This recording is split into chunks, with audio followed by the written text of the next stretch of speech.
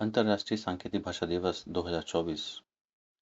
आज का विषय है सांकेतिक भाषा। सांकेतिक भाषा को सम्मिलित करना, जिसके अंदर शिक्षा है, एक्सेसिबिलिटी है, इस तरह के अलग-अलग कार्यों में सांकेतिक भाषा को सम्मिलित किया गया है और उसकी उपलब्धियां आपके सामने हैं।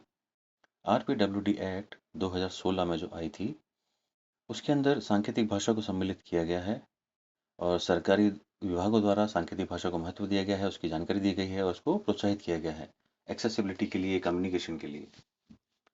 भारत के जो प्रेसिडेंट हैं द्रौपदी मुर्मू जी, उनका यूट्यूब में मैसेज था जो कि लिंक आप नीचे देख सकते हैं। उन्होंने इस संदेश में कहा है कि उन्हें पता है कि सांकेतिक भाषा कितनी महत्वपूर्ण है। बहुत बहुत धन्यवाद आदरणीय प्रधानमंत्री मोदी जी का, जिन्होंने कैबिनेट में सांकेतिक भाषा को मान्यता दिलाई और एनईपी के इतिहास में पहली बार है कि सांकेतिक भाषा को सम्मिलित किया गया है। एनसीईआरटी और आईएसएलआरटीसी इनके बीच में एक एमओयू हुआ है। उस एमओयू के अंतर्गत शिक्षा को विकास के लाने के लिए एनसीईआरटी की जो किताबें हैं उनका सांकेतिक भाषा में ट्रांसलेशन किया गया है, वीडियोस बनाए गए हैं कक्षा पहली से 12वीं तक, जिसमें कुल 550 शब्द हैं। सरकार के द्वारा मान्यता दी गई है और ये चिन्हित भी किया गया है कि जो भी कार्य हैं, उदाहरण के लिए सरकारी विभाग के द्वारा जो मान्यता दी गई है, सांकेतिक भाषा प्रशिक्षक तथा सांकेतिक भाषा अनुवादक, ये जो कार्य हैं उसको बहुत ज़्यादा सहयोग दिया गया है शैक्षणिक रूप में बधिर समुदाय के विकास के लिए। 23 सितंबर को जो हम ये त्यौहार मनाते हैं, हर साल मनाते हैं और इसको अंतर्राष्ट्रीय सांकेतिक भाषा दिवस के रूप में हम मनाते हैं। इसके अंदर जागरूकता फैलाई जाती है। उसका मुख्य उद्देश्य सांकेतिक भाषा के लिए हम लोग कार्य करें और पूरी दुनिया में लोग जानें सांकेतिक भाषा का महत्व और उसका क्या योगदान है बधिर समुदाय के लिए।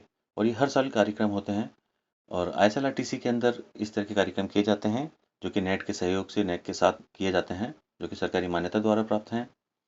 नेट कई वर्षों से अपने परिश्रम कर रहा है, प्रयास कर रहा है, जिसकी सफलता आज हम देख सकते हैं। तो राइट टू एजुकेशन की अगर हम बात करते हैं, शिक्षा का अधिकार, तो उसके अंदर जैसे डीएड कोर्स हैं, बीएड कोर्स हैं, एमएड कोर्स हैं, इन सभी कोर्सों में जो पाठ्यक्रम है उसमें सांकेतिक भाषा को सम्मिलित किया गया है। उस कोर्स के अंदर आरपीडब्ल्यूडी की अगर हम बात करें तो उसके अंदर ये सारी चीज़ें हैं, पर आरसीए के जो कोर्स थे, पाठ्यक्रम थे, उसमें नहीं थी। तो उसके लिए भी काफ़ी संघर्ष किया और अब ये कोर्स के अंदर ही सांकेतिक भाषा को महत्वपूर्ण बताया गया है।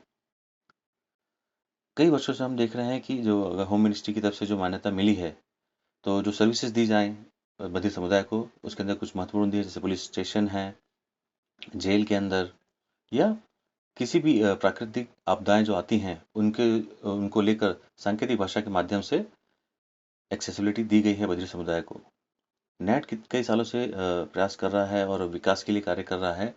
तो नीतियों के ऊपर, पॉलिसी के ऊपर काम कर रहा है कि बधिर हैं या कम सुनने वाले हैं, उन सभी के लिए नेट की टीम जो है सरकार के साथ मिलकर काम कर रही है। एमआईबी के अंदर इन्फॉर्मेशन, जानकारियाँ दी जाती है और पॉलिसीज़ की जानकारी दी जाती है सांकेतिक भाषा के महत्व के ऊपर।